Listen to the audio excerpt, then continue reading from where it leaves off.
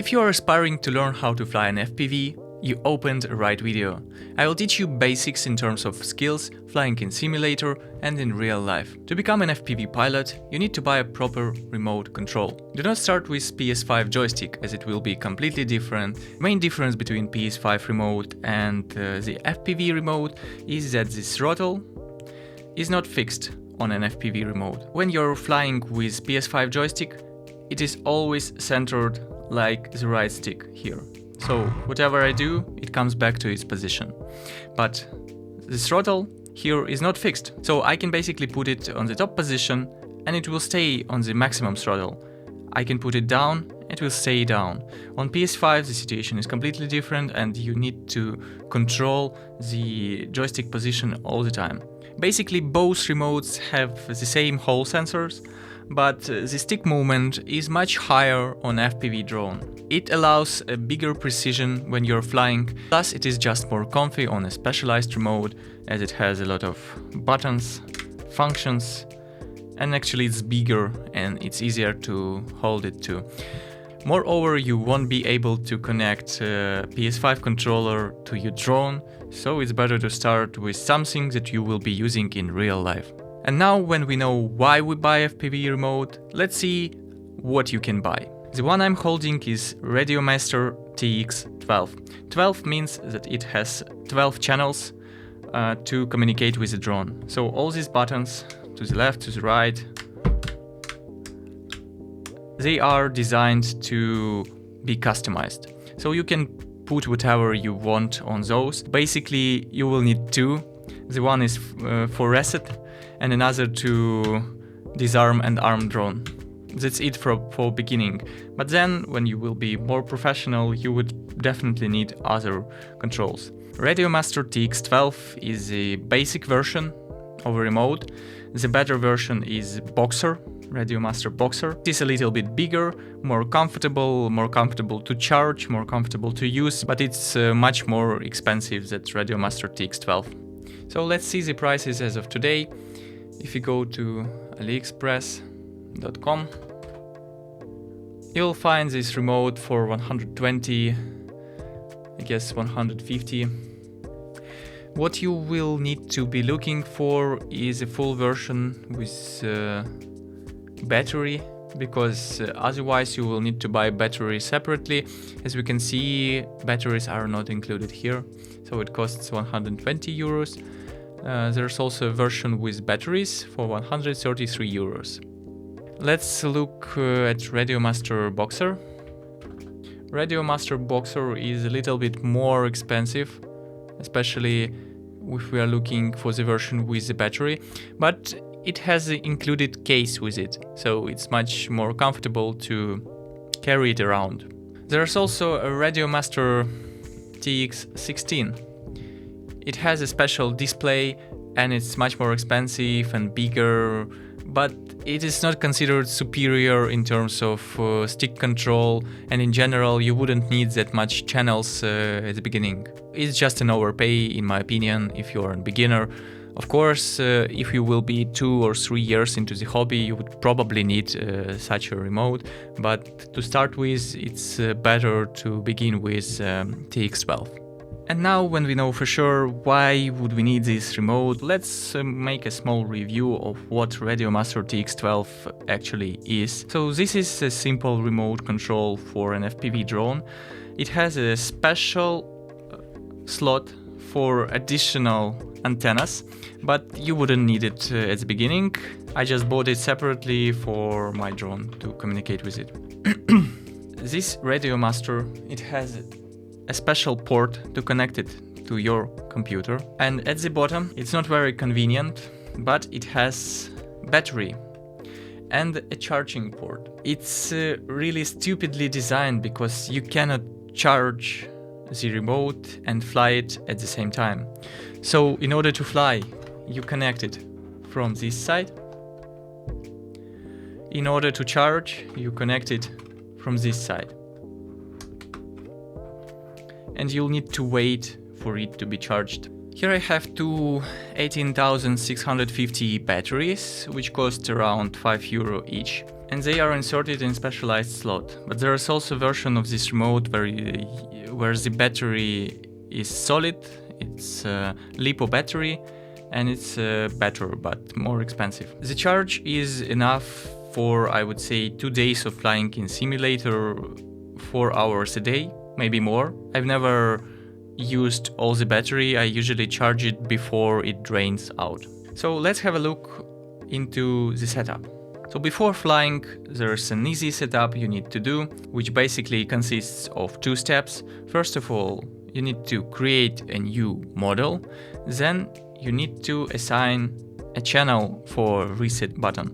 So you turn it on, then you press model button, then you choose your main model, and you need to copy it, because we don't want to lose our model.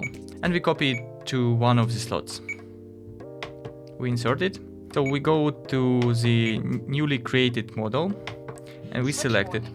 When we have our model newly created, we just press page button and we go to its parameters. First of all, I would recommend to name it in some way. In order to name it, we press the roller and we select one letter at a time. For example, I would name it sim, meaning simulator.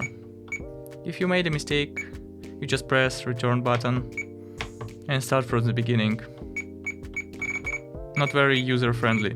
When I'm done, I just press roller one more time. So what you would need in this setup menu is to go down till you see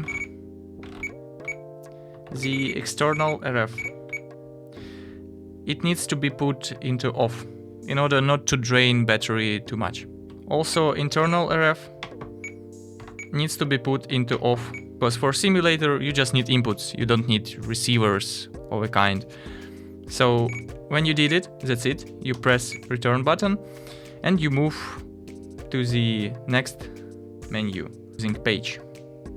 Heli setup, flight modes, inputs. We go to the 6th page.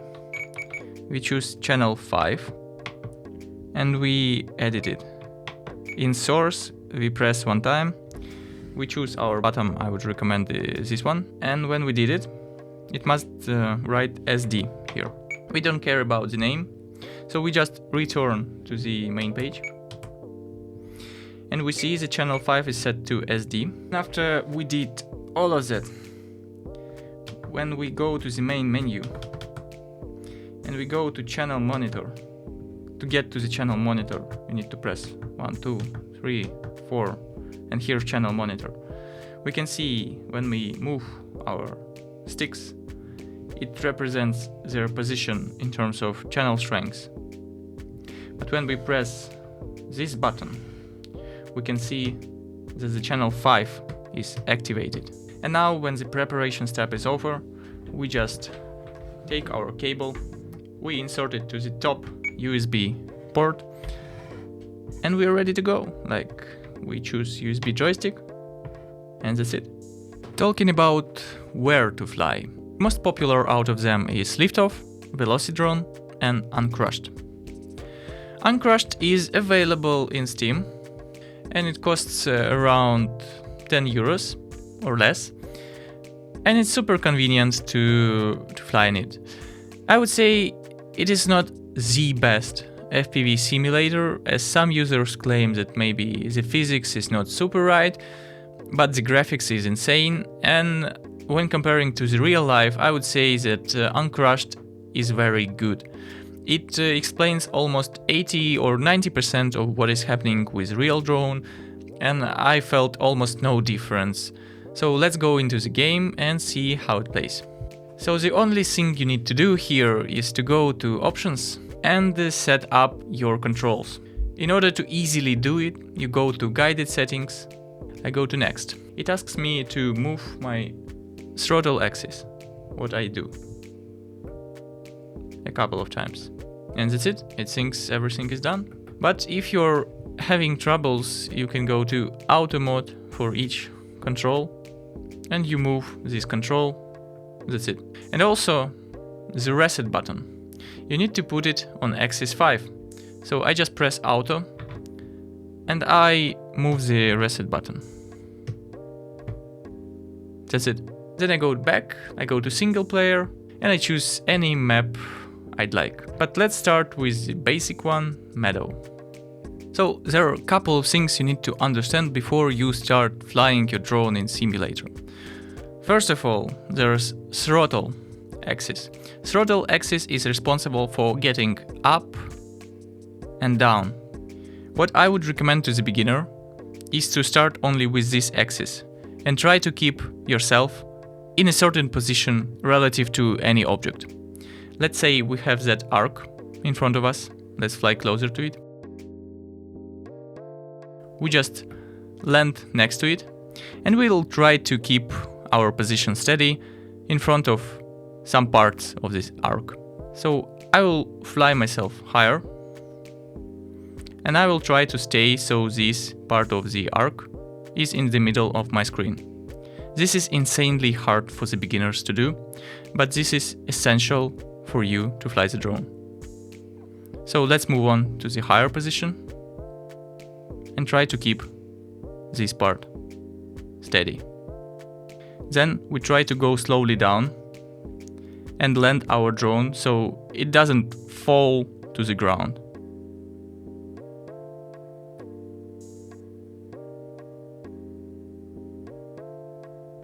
It needs to land steadily because in real life, if your drone falls from the distance of 1 meter or higher, it will severely damage itself.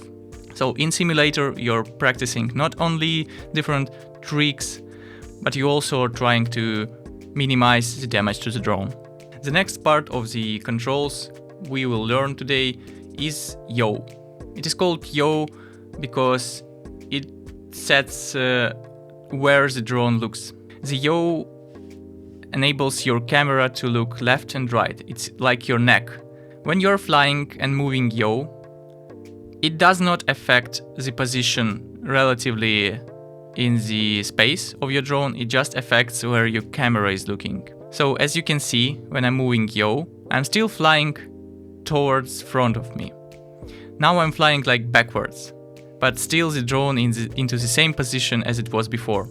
Yaw is very important because when you are flying, you need to fly to some kind of point and you need to see it. So you move yaw in order to rotate the drone to see that position. For example, if I want to fly in some kind of arc, let's say that small arc to the left, I'm moving my yaw to the left in order to see the arc. Yeah. And then I'm moving it again so I can control where I'm flying the next. When you understand what yaw is about, let's move on to the next control, which is called pitch. Pitch is when you're moving your right stick up and down. As you can see, when I'm moving it right now, the drone is behaving really strange. Making it easy for you to understand, imagine you're holding a toy airplane, a book, or whatever, your phone flat in your hands. Now if you tilt the front edge down, what happens? It moves forward. If you tilt the front edge up, it moves backward. That's exactly what pitch does on a drone. When the front of the drone tilts downward, it moves forward, and when the front tilts up, it moves backward. Think about how you nod your head up and down when saying yes. That's pitch. It's just the drone tilting its nose instead of your head. Pitch actually represents the speed with which you are moving your drone. The higher the angle, the higher the speed. The next concept is roll. Roll is when you're moving your right stick from left to right. Roll is a little different. Instead of moving forward and backward, roll is when the drone tilts side to side, like a seesaw, but from left to right. Imagine you're balancing a tray in your hands and you tip one side lower than the other. For example, if I want to turn left, I will do at the same time yaw and pitch, so the drone moves to the left. And for example, if I want to turn to the right, I will put my yaw and pitch to the right. And this is how I turn my drone. So I can go in circles right now. And by controlling throttle a little bit, I can adjust my height at the same time.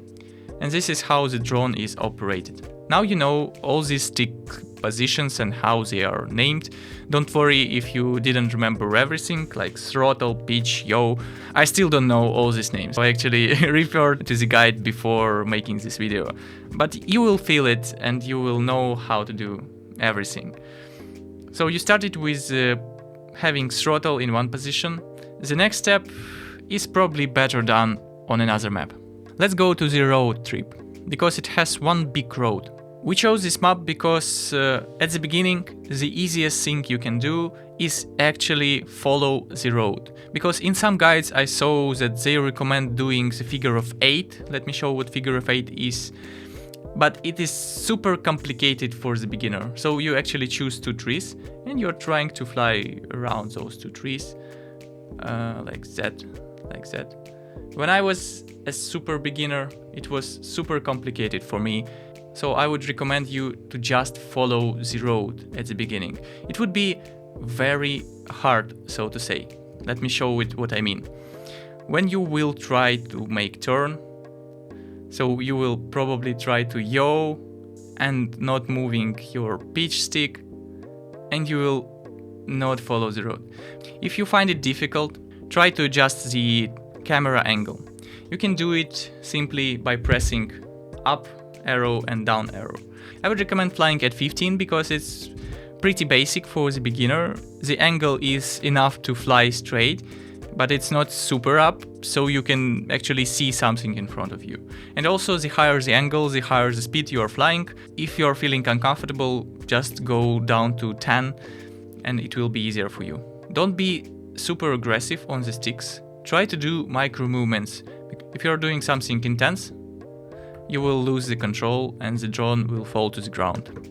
If you're having trouble, just press the reset button and it will allocate itself in a good position. If you're having super big trouble, for example, you are stuck in a texture, just press reset button 2 times and you will get back to the starting position. I would recommend spending 3 or 4 hours of just flying above the roads in order to understand this feeling of turning. Do not try any specific tracks yet, because it would be difficult for you at the beginning.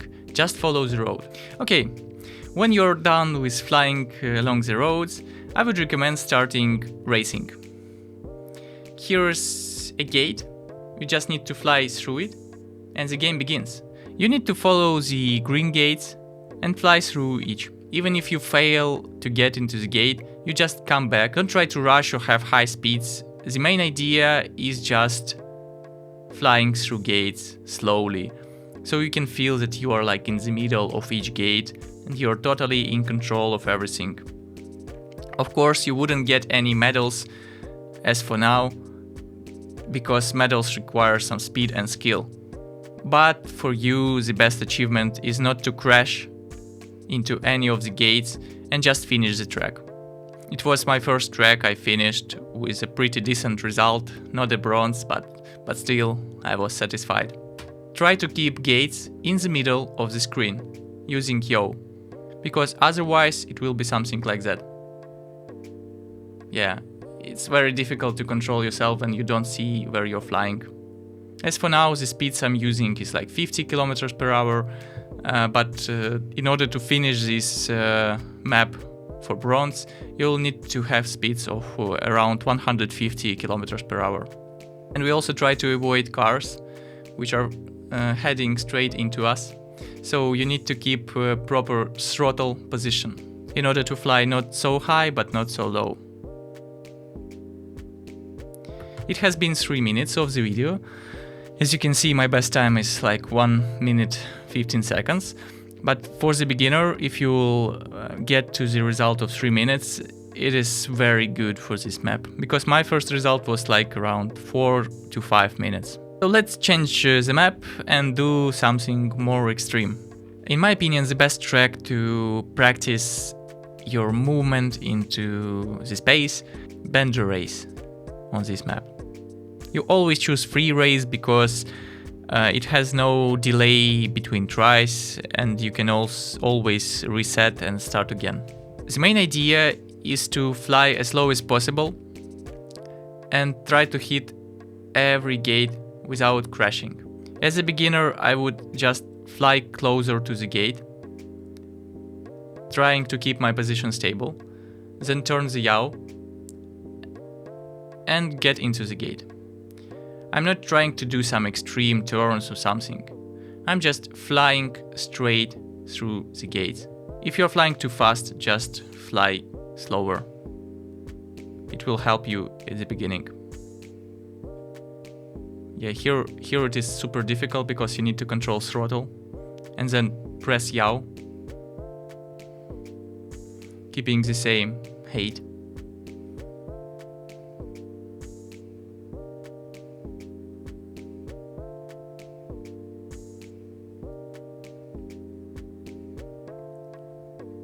Yeah, sometimes you can fall to the ground, but no worries, it's better to fall to the ground than to fall under the texture.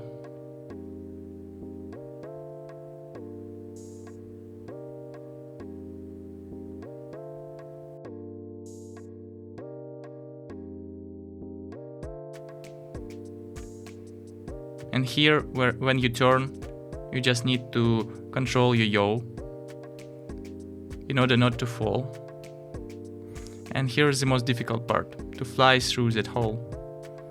It's smaller than regular gate, but try to do it. Yeah, and finish. Don't hurry up, just finish it, steadily and slowly. As you can see, I finished it in 1 minute 51 seconds, but my best time is like 28 seconds for silver medal. But don't worry, you're only beginning. Talking about my progression, I would say that the first bronze I got after 15 hours of practicing. My first silver was after 40 or 30 hours of practicing. Because the time limits for these medals are extremely tight and you will need to master your skills very much before you get any medals. So don't worry, the medals are just a reward. And still, after 60 hours of flying in this simulator, I haven't got any gold medals. Let's get into another map and have a feeling of what this simulator is about. So here's the docks. It is super complicated to fly the main race, which is on top of that crane. But I chose this map in order to do some advanced flying, so to say. The next set of skills you'll need to learn is actually flying around the objects. So you can see this polar, and you'll need to fly around it. In order to fly around something, you just get your yaw to the right and get your pitch to the left. So I'm trying to keep at the steady position in terms of height, and I'm trying to fly around it. So I got this skill when I already had 12 hours in the simulator, and it's very hard to master because you always need to keep the same position, and sometimes it's hard to understand how it works. Some people do it backwards, and I still don't understand how they do it, but this is the basic skill and it's very useful, especially when you go to real life in order to make cool videos on your FPV drone. Another skill, and it is also connected with flying around poles, is figure of 8. And now, after 20 hours or so in simulator, you can do figure of 8 in order to have a feeling of how it is to fly around objects in a very specific manner. Yeah, something like that. If you are feeling like this is too easy for you, you just go and search for 2 poles that are standing closer to each other. Let's have this big red gate.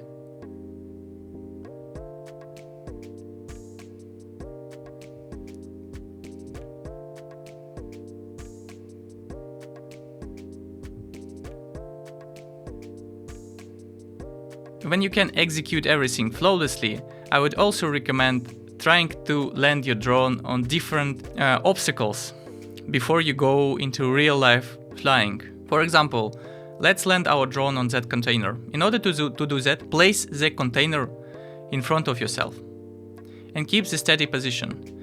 With micro movements, you'll try to fly towards it.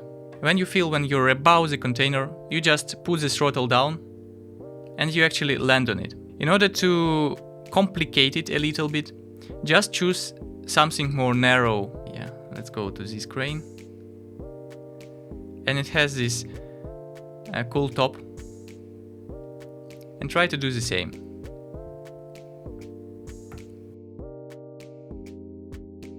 Landing is super difficult, especially in real life, when your hands are sweating and you're really nervous not to break your drone. It's better to do it a couple of times in simulator before you go to the real life. Landing on some object high above you is completely different from landing to the ground, because most of the time when you're flying the drone, you're flying it in the field and you will probably have a special platform to land it. So how to train to land on the floor? For example, you see this shadow. Try to have this as reference as your landing pad and try to land on the shadow. To check whether you landed, you can just yaw around and see whether you did it. Try to do it from different speeds and angles. For example, let's do it fast. Let's do some turn around this crane, get back, and trying to land on that shadow. So before that, you need to stop a little bit. And then controlling your speed, controlling your throttle and everything, you just go to the shadow and land. When you're done with everything, you can move to some more, some harder routes. For example, here in docks, it is super complicated route, especially flying into this gap. I fail sometimes, yeah, like right now. But it's all about practice, you know. In simulator, most of the time, you just practice. Practice, more practice. And then you land it, and that's it. By the way, let's talk a little bit about the progression in drone simulator. So I would describe the drone progression like a line on this graph where you have your skill on y-axis and the time invested into this skill on x-axis. So it's like a line, a straight line. But there's also a special kick on it. For example, you made a break here and here. So actually, when I make a break, I somehow improve at night, overnight. Because after the break, I will do better than before the break. And it doesn't depend on the time I spent before practicing on the map. The same will go after the second break. I will do even better, something like that. So having pauses on your progression actually has a positive impact on how you perform in this hobby. So it's not like programming like this, when you have this bad volley of despair. You don't have this volley in drone hobby. You're just growing more and more. The more hours you invest, the higher your skill is. That's it. Yeah, as you can see, 3 minutes. And to get bronze, I need to do it for 1 minute 20 seconds. If you'll manage to have a gold on this map, you're a true pro in drone flying. And by the way, this game also has a multiplayer. If you're done playing single player, you can also enjoy playing with another players.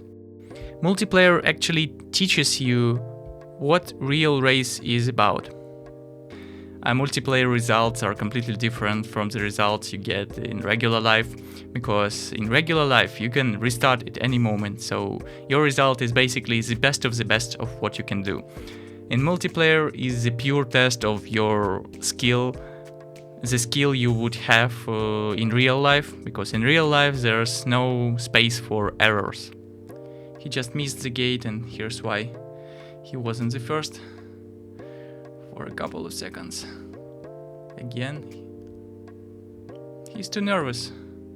You need to be chill when flying this kind of races, because otherwise you're making mistakes.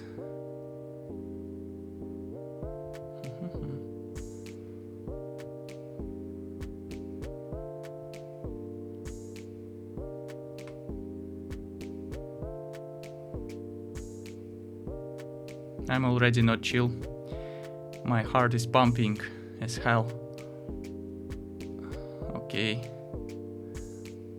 go.